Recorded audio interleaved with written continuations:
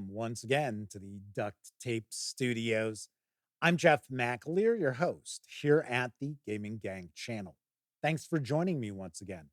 All throughout November, each and every day, you'll find a new review from the Gaming Gang. Now, it might be a written review over on thegaminggang.com, or it might be a video review from yours truly here on YouTube. But each and every day of November, we are aiming to have a new review for you. So stay tuned. So today I am going to share my thoughts about The Fall of Delta Green, the Borellus Connection from Pelgrane Press. This is written by Gareth Ryder Hanrahan with Kenneth Hite. This 414-page hardcover is available now. You can score it with the PDF for an MSRP of $64.95, or grab just the PDF alone for $34.95. All that said, let's swing on over to the other camera because here I've got the Borellus Connection. A few things to mention before we get stuck in. First of all, the fine folks over at Pelgrane Press were kind enough to provide me with this review copy. But neither I nor anyone else affiliated with the Gaming Gang has received any other sort of compensation for me to share this review with you. These days, it's important you know that. We're also not going to look at each and every page of the book, but I do want to give you a very good feel what you're going to find inside the Borellus Connection. This is an adventure campaign. So if you're a player and your handler has picked this up, maybe they're talking about picking this up, there are going to be some spoilers. There's not going to be a lot of spoilers, but there are going to be some spoilers. And of course, as I'm flipping through the book, I might inadvertently ruin some of the surprises from these adventures, so you have been warned. Of course, if your handler is thinking about picking this up, let them know about this review so they can approach this and make a far more informed buying decision. All right, let's jump on in. First thing we're going to do is take a look at the credits page because there were a lot of folks who worked very hard to bring this to life. So let's give them credit where credit is due. Before we get into the details about the adventure campaign, do want to mention production quality throughout, top notch, really nicely done. Paper stock has nice weight to it. The layouts, the artwork, really well done. If you saw my review of The Fall of Delta Green that I shared recently, I did mention that I'm not really keen on a 3-column layout. Here it's not so bad. It didn't really bother me with both The Fall of Delta Green as well as the Borellus Connection. So very nicely done throughout. And the visual presentation has some pop. I like that quite a bit. It's also important to keep in mind that this is for The Fall of Delta Green, not Delta Green, because Delta Green, which is published by Arc Dream Publishing, utilizes a D100 percentile system for its action resolution. The Fall of Delta Green utilizes the gumshoe system for its action resolution. Quite different than a percentile system. This is for The Fall of Delta Green. So this has 8 different interconnected adventures, which make up a campaign. And the player characters are being tasked with tracking down not only the source, but also finding out what is the route that smugglers are using to bring heroin into the United States. Now, of course, that's not the only thing going on because it wouldn't be a campaign for The Fall of Delta Green if that's the only thing that was happening. So, of course, we do have Lovecraftian elements to the proceedings also. This does take place in 1967 as well as 1968. You've got a little bit of wiggle room as far as when you could set this, but you'd be best served keeping this in the late 1960s, maybe into 1970. You could tweak it a little bit, maybe even push this into the early 1970s if you wanted to. But the reality is, at this point in time, when this adventure campaign is supposed to take place, Delta Green is still officially a top secret governmental organization. They are not a rogue organization without any true ties to the United States government. So the Player characters are going to mainly be agents of the Department of Narcotics and Dangerous Drugs. We're going to travel to Southeast Asia to find the originating locale for the heroin. Now, if you're familiar with the Fall of Delta Green, you already know that these adventures are going to be scene based because that's how the Gumshoe system works. That's how Trail of Cthulhu works. So you're going to find each of these operations are going to provide for a breakdown of what's going on and then various different scenes. And then we'll also have stat blocks for important NPCs, maybe some mythos creatures as well. Are we going to see some of those?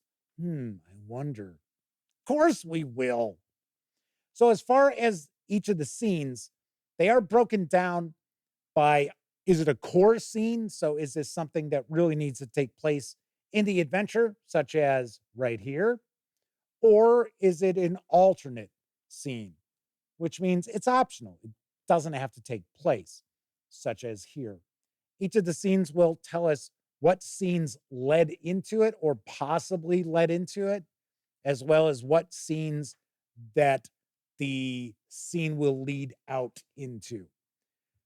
Should mention, in my opinion, I think the Borellus Connection is an adventure campaign that demands a fairly experienced game master. I could see this really frustrating newcomers to the hobby because there is so much information that you need to not only juggle, but track all these different things going on. Now, it's entirely possible to run these 8 adventures as standalone tales. And then, of course, as a game master, you don't have that much to worry about. But the reality is, you're going to get the most bang for your buck if you run this as a campaign. Now, of course, it is possible that maybe you trim out some of the scenes from the various different operations, or maybe even drop some of the operations and kind of hand wave some things. Once again, it's not something I'm necessarily recommending. I'm just saying that if you are a game master that doesn't have a lot of experience, especially with games that involve espionage and conspiracy and uncovering clues and tracking down information from various different sources, you might be a little overwhelmed by this. So just pointing that out. Something else that I did notice, which I was kind of surprised, is the tone of these adventures kind of shift back and forth between more of an espionage approach and then kind of a pulpy approach, which I was a little surprised by because even though the way these operations are set up, it's not as if these are going to be meat grinders and it's like, oh my gosh, another total party kill. You will find that if the players start adapting to the sort of adventure they think is going on, so if they think, oh, hey, this is more of a pulpy sort of adventure, so let's take more of a two-fisted approach as opposed to, oh, okay, we got to be careful here. We got to make sure that we don't blow our covers. You could find that the players make mistakes and their covers are blown, and that will usually lead to the elimination of agents. And then on the flip side of that, you might find that if your players are taking too cautious an approach in situations where maybe two-fisted action is required, that they're going to lose out on learning different items or maybe allowing important NPCs that they need to acquire escape.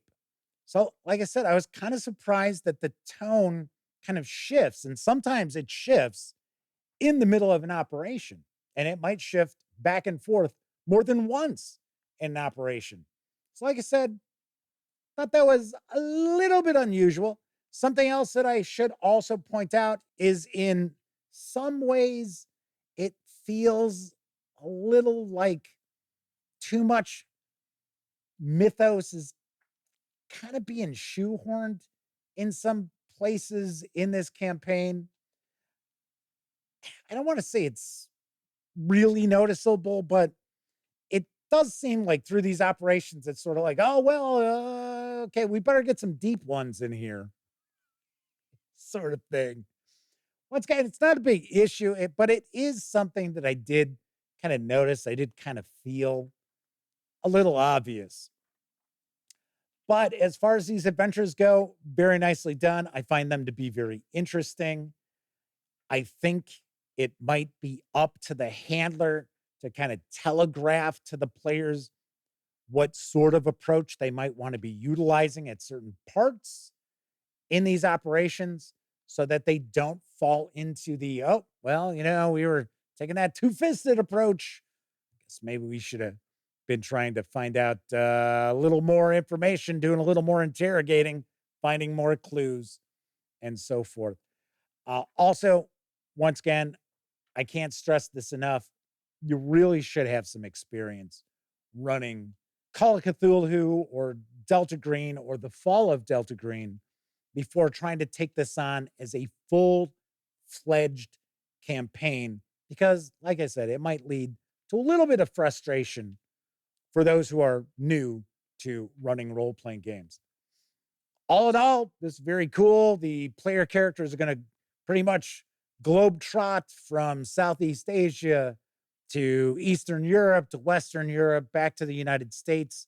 So you're going to have an opportunity to really present a lot of different NPCs, as well as a lot of different cultures, a lot of different locales. Really well done in that regard. So that is essentially kind of a look into the Borellus Connection. Now, here are some items that help out a little bit as far as we get loadouts, we get a breakdown of the various different connections here, but still, like I said, should have some experience as game master before trying to tackle the Borellus Connection. All right, let's swing on over to the other camera so I can provide some final thoughts as well as my review score. Well, I've actually been providing my final thoughts as we're flipping on through the book because I wanted to stay away from spoilers. But all in all, like the adventures, I like them even as standalones, although, like I said, you'll get way more bang for your buck if you do tie the 8 operations together into a campaign. So I like the overall operations themselves. I like the campaign. I think it's really well done. Production quality is excellent. Okay, yes, it does feel like some mythos content is kind of shoehorned in. That's not that big a deal. I think the biggest thing I want to point out, once again, I know I sound like a broken record. I think this really demands for an experienced game master to run. So keep that in mind. I just don't want people to pick something up thinking, oh, yeah, we're going to just rock through this and then find themselves just overwhelmed and never really getting this to the table, or getting it to the table for a couple of sessions and then it fizzles out, because there's a lot that's really good in the Borellus Connection. So, all in all, on a scale of 0 to 10, I give the Borellus Connection an 8 out of 10. Certainly do recommend it for the right crowd. Certainly recommend it for the right game master as well. That's it for this time out. If you like the video, by all means, please give it a quick thumbs up. Subscribe to the Gaming Gang channel if you haven't already. And if you do subscribe, don't forget, ring that bell. It'll not only let you know when I share videos such as this review, it'll also inform you when my live stream, the Gaming Gang Dispatch, airs Tuesday, Wednesday, and Thursday evenings right here on YouTube at 7 p.m. Central. Of course, when you're not watching videos on the Gaming Gang channel, be sure to visit gaminggang.com for the latest in tabletop gaming news, reviews, and a whole lot more you're not going to find here on YouTube. You know the drill. Get your geek on at thegaminggang.com.